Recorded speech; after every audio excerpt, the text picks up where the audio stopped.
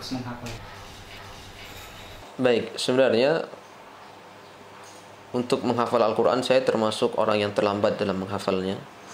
Jadi kalau kita lihat pada zaman sekarang ini, masa-masa sekarang ini, ya, bagaimana banyak sekali sekolah-sekolah dari dasar, ya, sekolah dasar sudah berbasis tahfidz, kemudian MTS juga begitu, dilanjutkan sampai aliyah.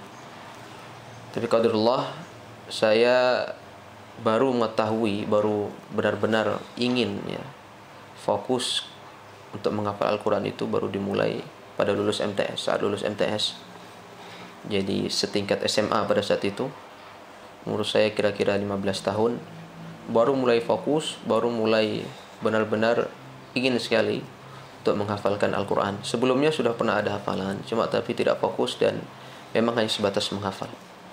Apa faktor terbesar yang membuat menghafal 30 juz? Baik, jadi kisahnya memang ini panjang sebenarnya. Sebenarnya waktu di MTS dulu saya ada salah satu guru, ya, waktu di Pondok Al-Irsyad ada salah satu guru kita yang sudah hafal Al-Quran pada saat itu. Beliau hafal Al-Quran dalam waktu kalau tidak salah 1 tahun atau 1,5 tahun. Nah, itu beliau sudah memang mengenalkan kepada kita para murid-muridnya untuk bersemangat dalam menghafal Al-Quran. Cuma pada saat itu yang beliau kisahkan itu kisah-kisah yang menggambarkan sepertinya menghafal Quran itu susah. Jadi beliau berkisah kalau menghafal Quran itu capek, kemudian seharian full menghafal Quran, ya, jenuh, gak ada waktu liburnya. Jadi yang terbayang di pikiran saya pada saat itu atau MTS, wah, sepertinya menghafal Al-Quran susah, ya, sepertinya saya tidak bisa menghafal Al-Quran ini. Apalagi kalau kita lihat Al-Quran, wah, tebel ini, tidak bisa pada saat itu.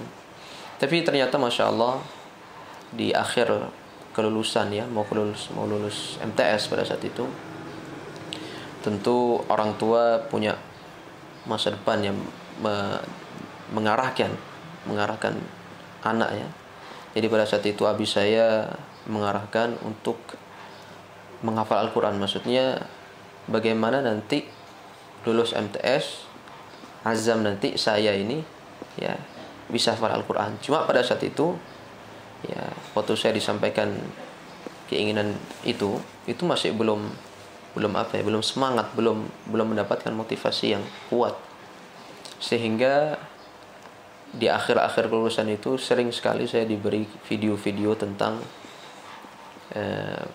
para penghafal Al-Quran. Pada saat itu ada itu acara Musafir Ma'al Quran namanya, itu dipandu Syekh Fahad Al-Kandari. Kemudian diberikanlah saya itu video-video tentang bagaimana para penghafal Quran itu di belahan dunia. Ada yang di Turki, di Mauritania, di Indonesia sendiri bahkan. Kemudian semuanya ada, ya. Sehingga di situ mulai muncullah motivasi saya untuk menghafal Al-Quran, ya.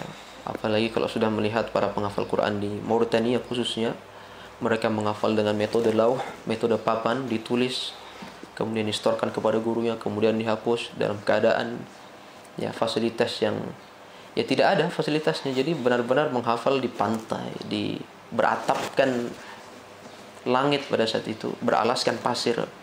Ya, disitulah mulai saya, ya Allah, mereka saja yang di sana bisa menghafal Al-Quran, kenapa saya tidak bisa? Maka di situ mulai, ya, saya sampaikan juga ke abi pada saat itu, ya, azam ingin menghafal Al-Quran, silahkan abi pilihkan tempat terbaik untuk azam, sehingga kiranya nanti azam bisa menyelesaikan hafalan Al-Quran ini. Di umur berapa alhamdulillah berhasil menghafalkan 30 juz? Baik, kalau untuk selesainya, ya, seingat saya pada umur 16 tahun.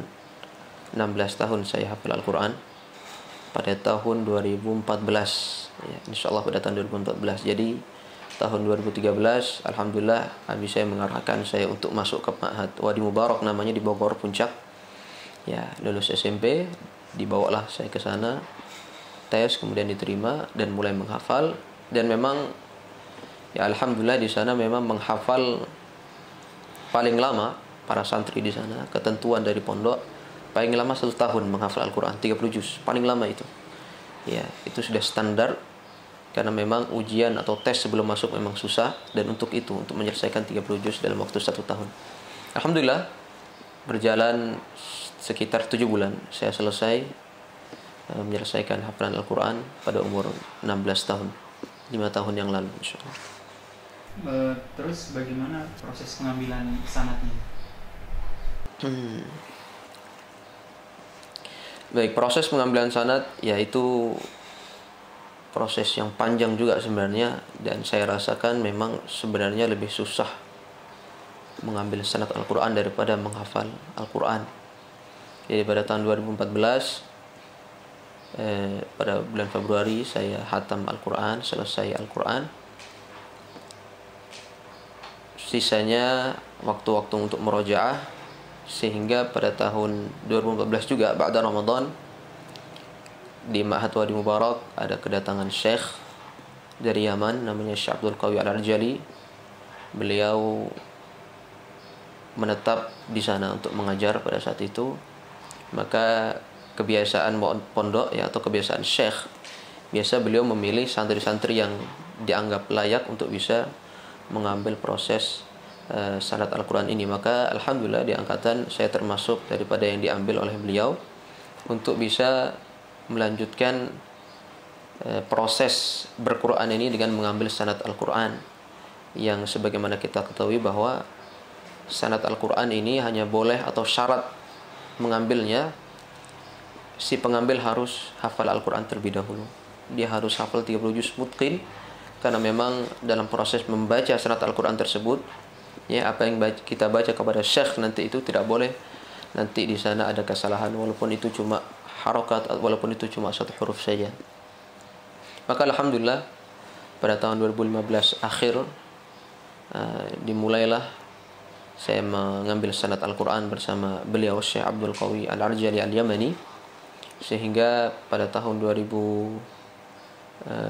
itu mulainya 2014 ya, 2015 saya selesai pada tanggal 8 Ramadan seingat saya.